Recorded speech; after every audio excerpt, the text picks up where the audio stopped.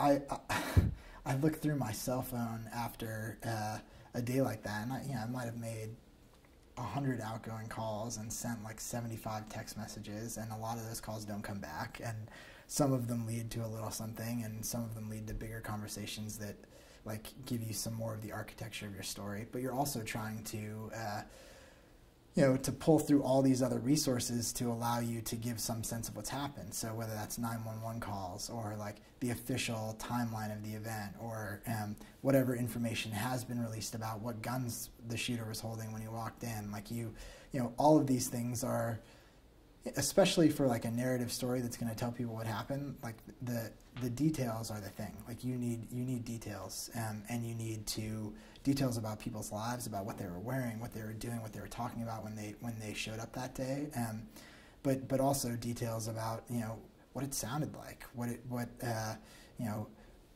the 911 operators were saying. Like all these things are, you don't quite know what's going to be valuable when you're gathering the information, but you know that you want details. Like detail is because I think details are the things that like last in our mind, and they also are what keeps one shooting from feeling exactly like the last shooting or like the shooting before that. Like you're trying really hard to do justice to people by making them real, not like stock figures that walk into another mass shooting, but by making them humans that something horrible is about to or just did happen to. So there are a bunch of people working on it. I mean, it's and honestly, part of the not the problem, but part of the problem is that we don't know. It's all so chaotic that's not very streamlined. Like even though we know we have these different stories, like it's I know that we have 2 people from the Post sometimes, or 4 people from the Post calling the same phone number, and that's like that doesn't feel good at all, right? Like it's it's really easy always for me to justify calling people in tough circumstances when I know that I'm the only one calling. Then it's like, all right, I'm giving this person an opportunity to talk if they want to talk. And but when you know that you're one of like 75 people trying to reach the same person that day, and maybe 3 other people are from your news organization, it's just like, this is terrible, right? Like it just does not feel good at all. And I think that that's something that we haven't figured out at the Post. And I'm not sure that anybody's figured out, because like as much as we want to be thoughtful about it, and as much as like the Post tries to like improve its processes, you get into a breaking news story and like everybody is wired as journalists, and they want to like there's a lot of instinct to like go. Like there's not a lot of like, wait, hold on, like let's meet for 2 hours and like divvy up this spreadsheet and talk about who's calling who, because every other place is reporting, like they're updating that story all the time.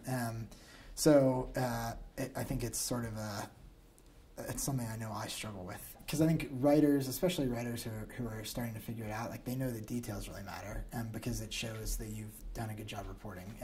But if the detail is just like a gratuitous detail that is not in there for purpose, like every sentence in the story and every detail in the story should be for purpose. Like you should be able to justify why you're using every one. And the other thing is, if you have too many details, like they just flood each other out. Some details I think are, I'm not sure if like I'd call them gruesome, but some details that are precise are really important, and some details that are upsetting are really important.